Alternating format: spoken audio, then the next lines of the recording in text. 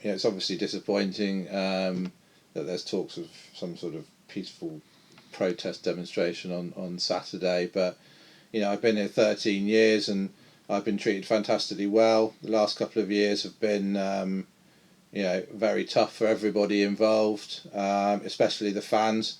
They haven't always known what's going on, but I think anyone that knows me knows that I'll always tell people if I can. There's stuff going on that I can't really talk about, and I've made that quite clear. The takeover is still going ahead. I'm scratching my head a little bit about why people are asking for more information on that. I did say a month ago that it may take another month. We're still in that month. We're very close to the deal happening or not, whatever the case may be. You say that there's certain things that you can't talk about. Why is that? I suppose that's one of the things that the fans are asking themselves. We had a settlement agreement done when the contractor went bust, and all the hoo-ha over the stand, and there's legal bits and pieces in that means I'm not allowed to talk about it. Simple as that. It's not it's not protecting me. I wish I could talk more. I mean, I wouldn't be sitting here having this conversation with you now. I think everyone knows I'm open and honest, and that's just what the situation is. That stuff is to do with the stand.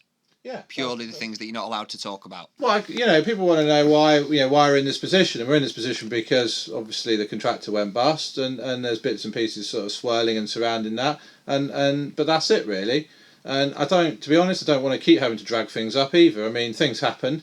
We're trying to deal with them. I mean, my father and I have spent an enormous amount of money making sure when this problems happen that the football club would always be protected. That the loan will get paid back, and the stand will get built, which will happen. But unfortunately, it's just taking longer. The sort of round to get to that point is taking longer than we hoped. The final question on the stand: that contractor, First Land, is that the contract you're talking about that went bust? Yeah. And that's all I'm going to say on it. That's all I can say on it.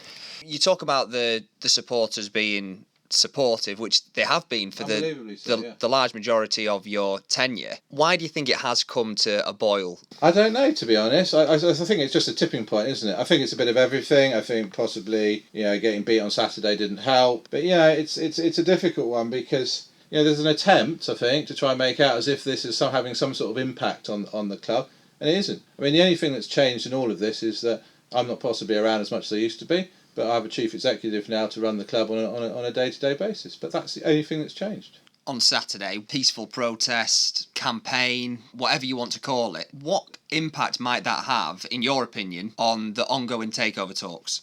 It does bear thinking about, to be honest. It could go either way. It's badly timed, but, if life was all about getting timing right, it'd be easy, wouldn't it? Let's hope it doesn't have an impact. It doesn't bear thinking about should it have a negative effect on the prospective takeover. What is... I had a feeling you might pick up on that. I didn't really mean it in that respect, but more just that, when we've got potential buyers in here to try and clean up all the mess, the reason people are having, or whoever, people have their protest on Saturday or putting up their cards, the prospective owners are here to sort all these problems out. Yeah, so the fact that they're protesting against it could work against us. I suppose if you try and break it down quite simply, if I was to arrive at a football club and I see a half-built stand, then I'm going to want to be particularly diligent if I'm trying to buy a football club. Why is it taking them so long? For exactly that. I mean, there is a lot of due diligence to do. There has been, as you said, there's a half-built stand. Why does that happen?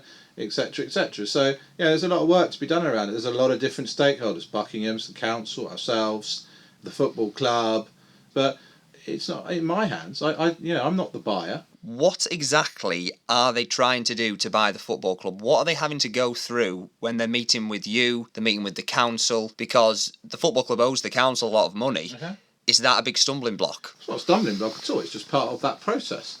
We've got...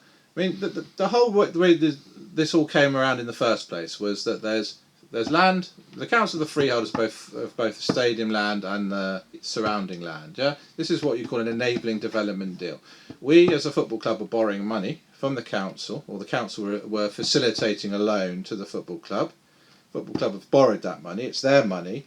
We were then going to build the stand, and then develop out the land next door, and use that profit to pay back the loan. That's an enabling development deal. It's happened all over the country with football clubs. That hasn't changed, right? That's still what's going to happen here. It's just a slower process because of what's happened last year. That's still going to happen. So all of the money that was lent to Northampton Town by the council, that's used purely for the development at Sixfields? Yeah, yes. We'll have the stand done. We'll have. I mean, it's difficult to talk at the minute because the new guys that if they come in, have got their own plans and they're much bigger than what I'm talking about. So, but how this deal should work is that the stand gets built and the other works that have gone on in the West Stand and all the seating and the lights and the etc., and then we'll build the hotel, conference centre and whatever else we can put out on the main car park. I'm going to hear from Andy Clark from the Supporters Trust. What do you have to say about the fact that the Supporters Trust are saying they've asked for a meeting with you, they've put some questions to you and they've had no response? The Supporters Trust have never put any questions to me. The Supporters Trust have never asked me for a meeting. Andy Clark is a director of the football club, yeah? So he sits on the board of the football club. And he's made some comments I've seen, but I'm not aware of them asking me any. In fact, I spoke to Andy Clark about it, and he said, "No, we haven't got any questions to ask specifically." So I can't. Yeah, I don't understand that one.